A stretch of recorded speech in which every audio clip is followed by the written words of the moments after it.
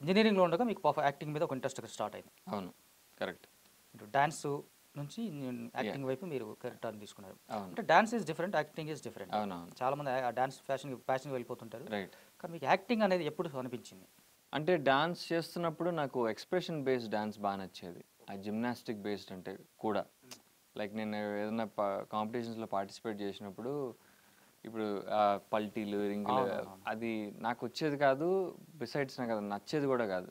Dance అంటే expression ఎక్కువుండాలి గదా! అందులో స్టంట్స్ ఎక్కువగా ఉంటాయి ఆ! కదా! స్టంట్స్ ఎక్కువైపోతున్నాయి. స్టోరీ కన్వే చేయాలి గదా! అంటే ఇప్పుడు నేను ఒక పాట పెర్ఫార్మ్ చేస్తే అందులో ఒక చిన్న స్టోరీ కన్వే చేయాలి.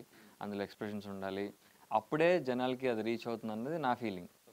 వేరాజ్ ఈ స్టంట్స్ బేస్డ్ డాన్స్ నాకు నచ్చేది కాదు. So then I realized okay ఇదే కదా యాక్టింగ్ అన్నట్టుగా దెన్ అలా యాక్టింగ్ వైపు ఇంట్రెస్ట్ వచ్చింది.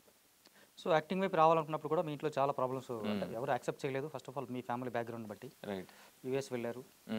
యూఎస్ నుంచి అక్కడ మీరు పర్సూ అవును. చేసే పర్ఫార్మెన్స్. మీరు బాగానే రీసెర్చ్ చేశారు మీరు. Yeah. సో యూఎస్‌లో మీరు చాలా పనులు చేశానని చెప్పారు. అవును. రకరకాల వర్క్స్ చేశారు అక్కడ. కరెక్ట్. అలా వర్క్ చేస్తున్నప్పుడు ఎప్పుడైనా ఇది కాదు కదా నా పాత్, ఇది ఎందుకు ఇలాగ ఎప్పుడైనా అనిపించిందా? అనిపించలా but basically dignity of labour గురించి బాగా తెలిసింది. నేను అక్కడికి వెళ్ళి ఫుడ్ కోర్ట్స్లో పనిచేసేవాడిని, ట్రాష్ ఎత్తేవాడిని, అవును. కుకింగ్ చేసేవాడిని, ఇలాంటివన్నీ చేసేవాడిని. సో దానివల్ల నాకు ఒక డిగ్నిటీ ఆఫ్ లేబర్ అనేది ఏంటి అన్నది ఒక ఐడియా వచ్చింది. So it was a very good learning. But ఎప్పుడు ఇది నా పాత్ కాదు కదా అని ఎప్పుడు అనుకోలా.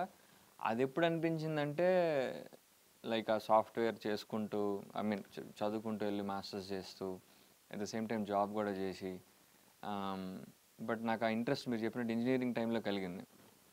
బట్ నేను సీరియస్గా పర్సూ చేయాలా వద్దా అని కన్ఫ్యూజన్ బాగుండేది. బట్ చేద్దామని చెప్పి దెన్ న్యూయార్క్ ఫిల్మ్ అకాడమీ అని చెప్పి యాహ్! నేను అక్కడికే వద్దాం అనుకుంటున్నాను నెక్స్ట్ క్వెషన్. అక్కడికి వెళ్ళి నేను ఇంకా పార్ట్ టైం కోర్స్ తీసుకున్నా. ఓకే. తీసుకున్నప్పుడు then I realized okay this is what I want అని చెప్పి. బికాజ్ నేను నా మాస్టర్స్ కంటే కూడా నేను న్యూయార్క్ ఫిల్మ్ అకాడమీలో చేసిన యాక్టింగ్ కోర్స్ని బాగా ఎంజాయ్ చేశాను. చాలా బాగా ఎంజాయ్ చేశాను నేను. ఐ ఫెల్ట్ సో లైవ్లీ అనిపించింది నాకు అది. అప్పుడు అనిపించింది okay maybe this is what I want అని చెప్పి then I started seriously pursuing.